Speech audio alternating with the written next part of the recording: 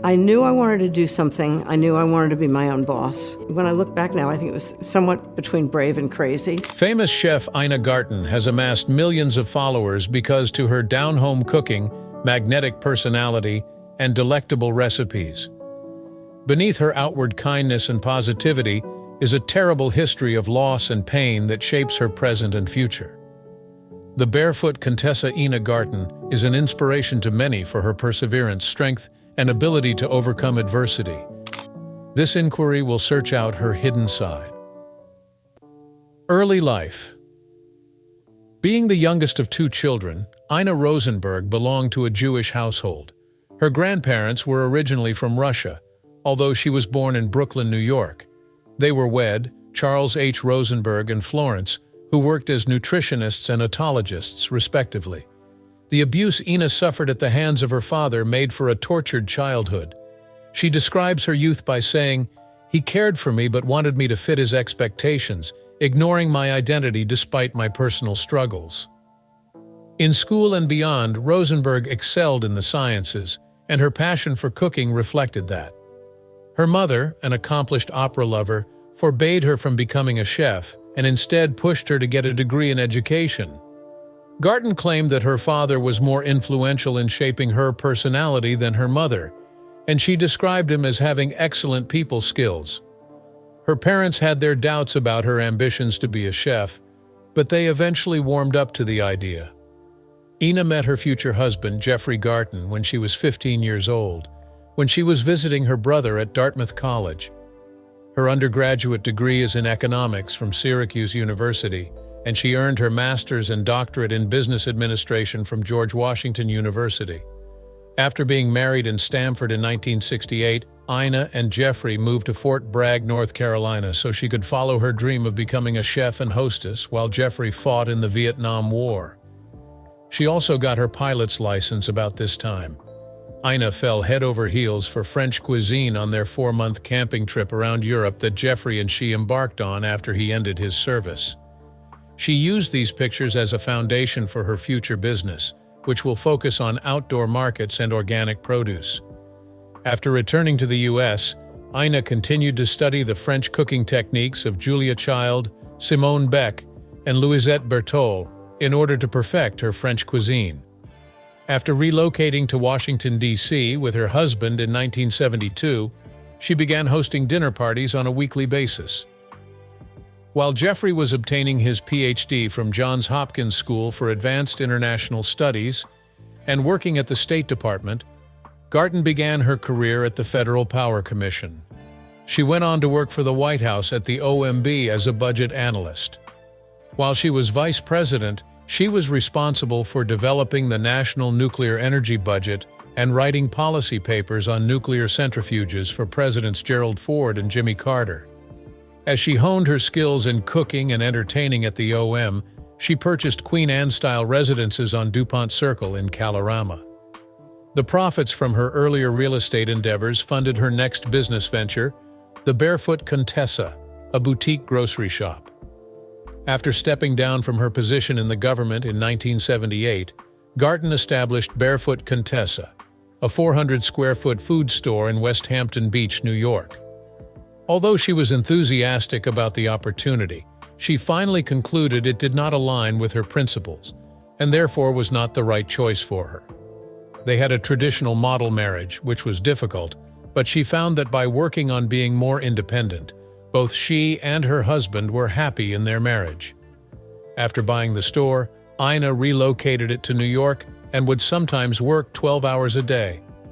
An Ava Gardner picture from 1954 served the inspiration for the company's name. Garten believed the film exemplified her own style, which combines subtle elegance with modernism. By the time she moved Barefoot Contessa to its current larger site in East Hampton in 1985, it had grown from 400 to over 3,000 square feet. Her new restaurant had a more consistent customer, so she could increase the variety of gourmet items she offered, such as lobster salad, caviar, cheeses, and seasonal, locally produced vegetables. The Barefoot Contessa rose to fame with the support of illustrious sponsors like Steven Spielberg. After 20 years in the industry, Garten sold the company to her employees in 1996. However, she kept the building and set up an office above it while she took a break from cooking. During my time at Garten, I investigated the stock market and brainstormed new business concepts. The website of the Barefoot Contessa boomed as she began selling her goods online. Despite making an appearance in the 2003 film Something's Gotta Give, the company closed that year due to issues with the lease. The venue was used by Rag & Bone in 2024, progression in the fields of food and publishing. After publishing the wildly popular Barefoot Contessa cookbook in 1999, Garten made the decision to devote herself full-time to writing. She had to republish it with more recipes from her business since the original run sold out so fast. Barefoot Contessa Family Style, 2002, and Barefoot Contessa Parties, 2001, are her highly praised CDs. James Beard Award nominees for the 2000 and 2002 editions of the cookbook were for entertainment and special occasion cookbooks, respectively. Garten was a relative newbie on the industry, thus the nomination for Parties came as a surprise, especially when compared against long-established chefs like Jacques Pépin. The gorgeous photographs that accompany each dish in Garten's cookbooks continue to drive sales, despite the fact that some reviewers have said that the extensive use of photography takes space away from the instructions. Even well-known cooks like Ina Garten have praised her books, so clearly she has a lot of fans. By 2023, Garten's 13 cookbooks will have sold over 14 million copies. Many people like her food despite its high calorie and fat content.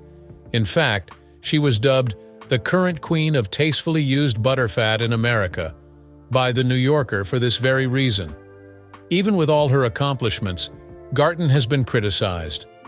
The PCRM criticized her 2010 cookbook Barefoot Contessa for promoting calorie and fat-heavy, unhealthy diets.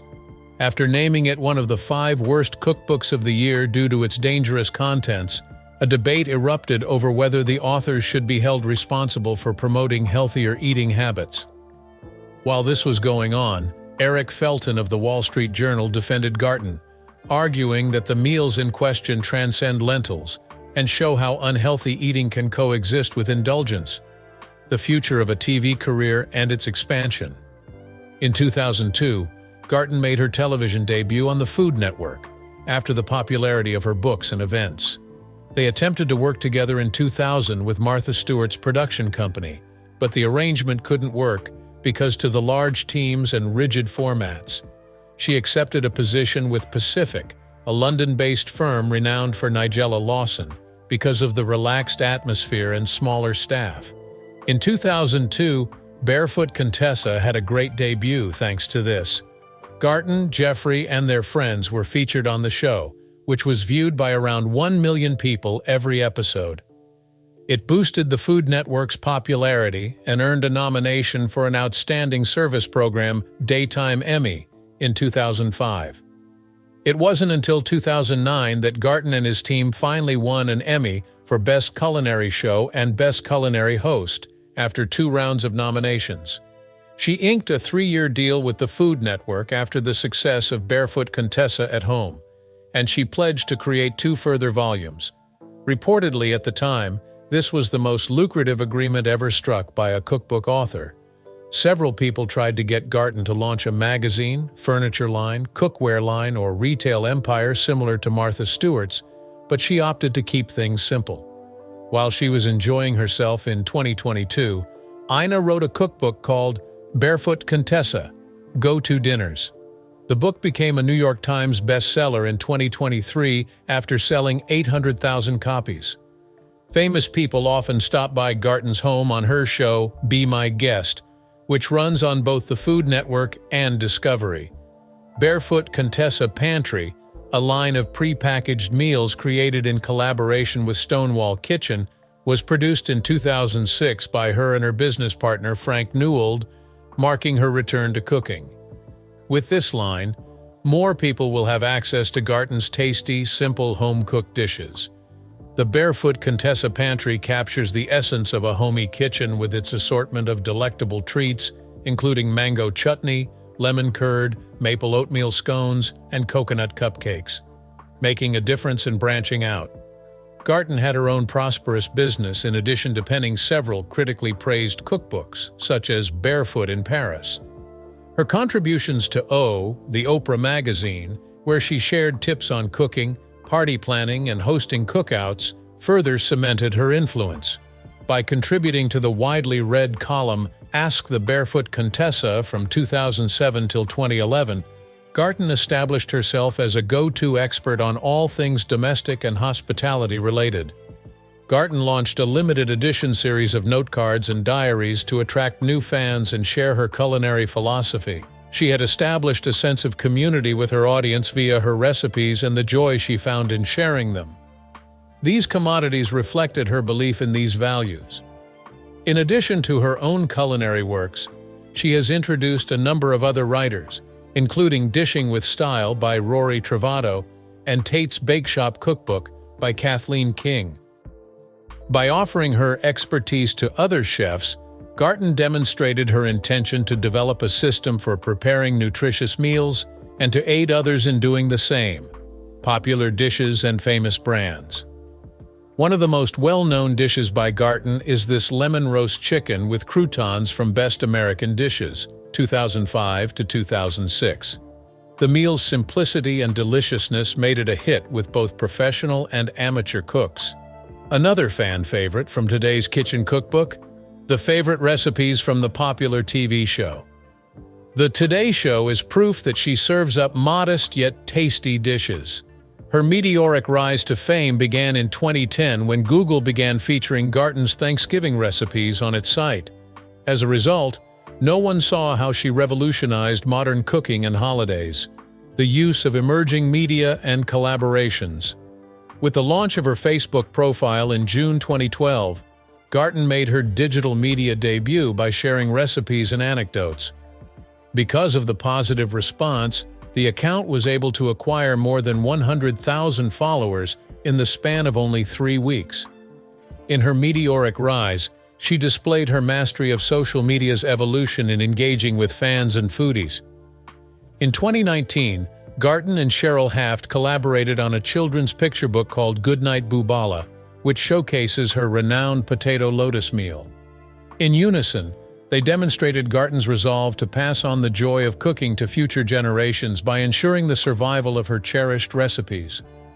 Ina Garten's many accomplishments have garnered her renown in the world of cuisine, and she has served as an inspiration to many in the culinary arts. In a 2023 interview with BBC News, Garten said that her upbringing had a role in her choice not to have children. "It was not something I wanted to repeat," she said, revealing that she started a company to cater meals in an effort to satisfy her desire for human interaction. "I often find myself looking back and realizing that many of my choices stem from my childhood. I believe that was the driving force behind them." Her husband, Jeffrey Garten, is a distinguished scholar and administrator in his own right. During President Clinton's administration, he held the position of Undersecretary of Commerce for International Trade from 1993 to 1995. After spending the years 1995-2005 as Dean of the School of Management at Yale University, Jeffrey made the move from politics to academics.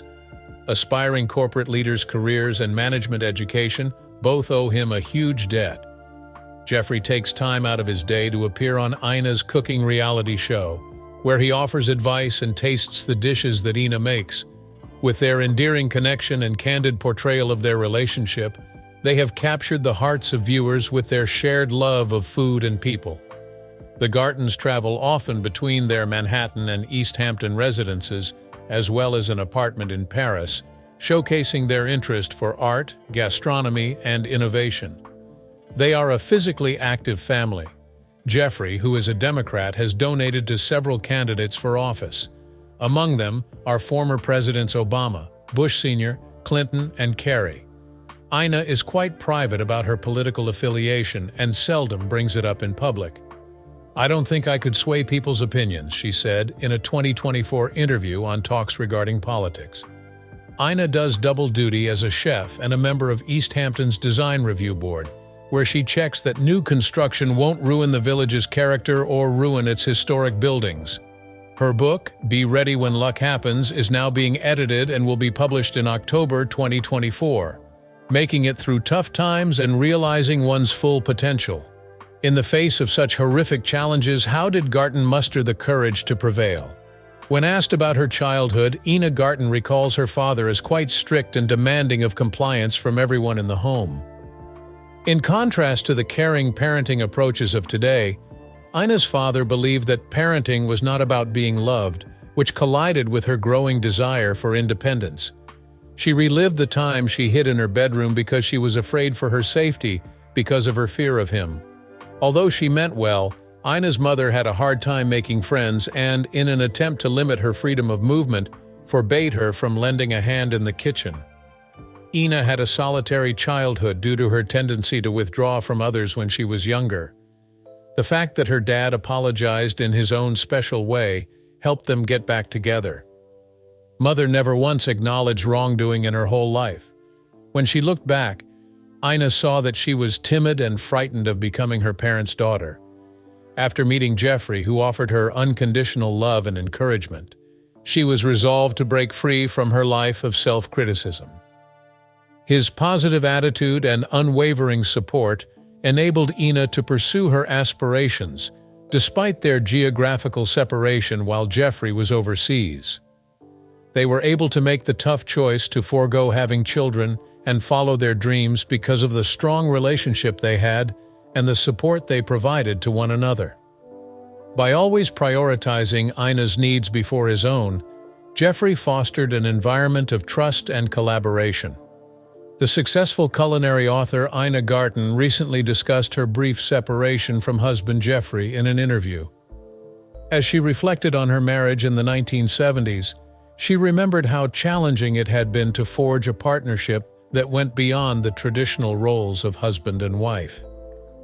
It irritated Ina at first that Jeffrey thought she was going to be the head chef while he handled the finances.